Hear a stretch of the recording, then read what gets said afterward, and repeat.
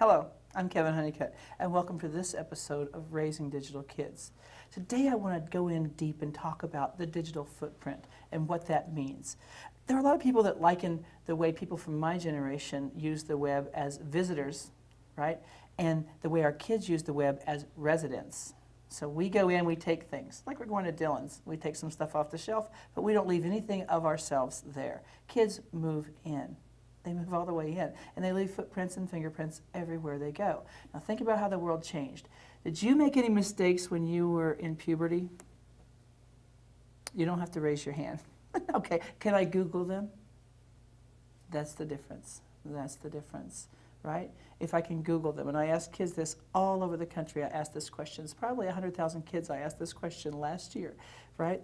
I say, do any of you have anything online right now you'd be embarrassed if your mom saw? And I always get this.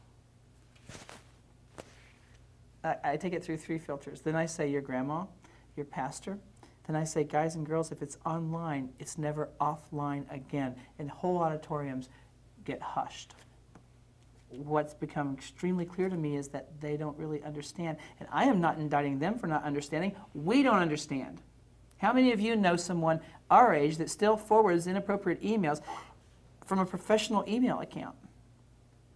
And see, so we still make mistakes, and our kids certainly are going to make mistakes sometimes. So what I want to talk about is helping kids watch their digital footprint, maybe even cultivate a digital footprint that gets them the scholarship, right? So how do we do that? Well, those conversations are going to start happening when they go to college. Their coach is going to pull them aside and say, hey kids, you represent our program now. You're going to watch what you say on Twitter. Here are our guidelines. I think kids should have their own guidelines before they ever get there, because they're already building an online resume and building an online footprint. One of the ways that I like to have kids do that is to have them to set up an account on Google Alerts and put an alert out on their name, their account names, their screen names, their emails, and see what's being said about them by themselves and by their friends, and just kind of watch their own back. This is not a perfect tool, but it's an interesting tool to keep kids thinking about, what is my online reputation? What is my digital footprint?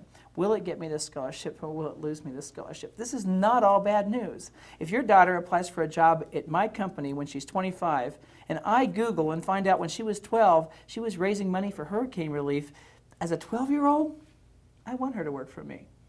See, our kids could be building amazing digital footprints that help them in the future, not just hurt them. Sometimes our focus is one-sided. Hey, thanks for watching this episode. We'll see you next time on Raising Digital Kids.